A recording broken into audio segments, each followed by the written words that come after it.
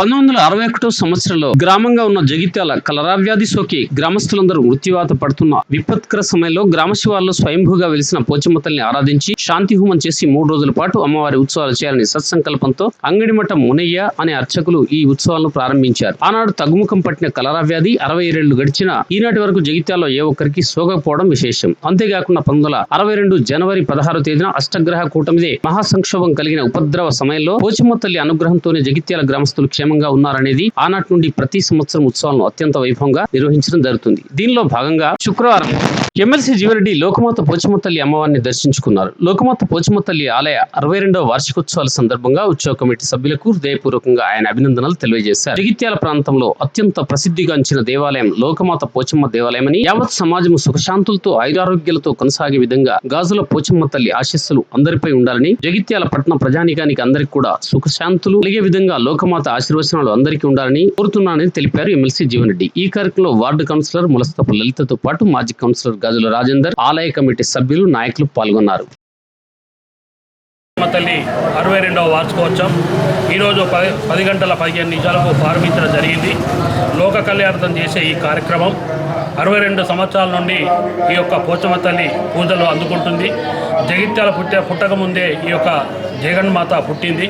జగన్మాత ఈ యొక్క జగిత్యాల పట్టణం ఆనాడు కలరావాదితో బాధపడుతుంటే పోచమ్మ తల్లి శాంతించినట్లయితే కలరావాది తగ్గుతుందనే పెద్దలు అంగడిమఠ మునయ్య గారు ఆనాడు సంకల్పం పెట్టడం వల్ల ఆనాటికెళ్ళి నేటి వరకు ఈ యొక్క ఉత్సవాలు చేయడం జరుగుతుంది.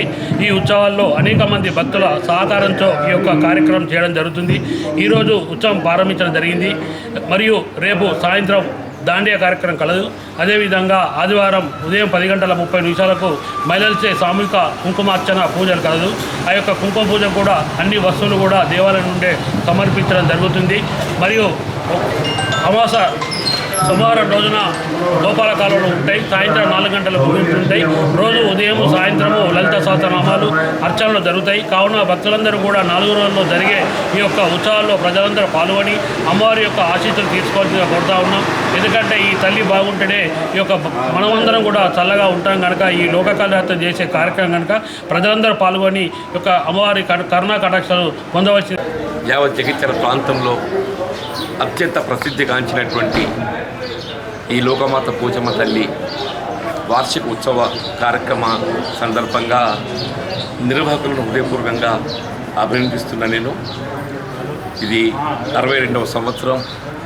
ఇక్కడ వాస్తవంగా యావత్ సమాజాన్ని సుఖశాంతులతో ఆయురారోగ్యాలతో కొనసాగే విధంగా ఆ పోచమ్మ తల్లి ఆశీస్సులు ఇప్పటికి ఉండాలని చెప్పని ఆ అమ్మవారిని వేడుకుంటూ జగిత్యాల పట్టణ ప్రాంత ప్రజానికి అందరూ కూడా సుఖశాంతులు కలిగే విధంగా ఆ పోచమ్మ తల్లి ఆశీర్వచనాలు ఇప్పటికీ ఉండాలని మరొక్కసారి ప్రార్థిస్తూ ఈరోజు ఉత్సవ ఆరంభ దినోత్సవం. ఈ రోజు నుండి రాబోయే 2 రోజుల మరి ఉత్సవాలు నిర్వహింపజేయడం జరుగుతుంది. మరి ఇందులో అత్యంత సంఖ్యలో భక్తులు పాల్గొని ఆ అమ్మవారి కటాక్ష దయ పొందాలని చెప్పని కోరుకుంటూ సెలవు తీసుకుంటాం.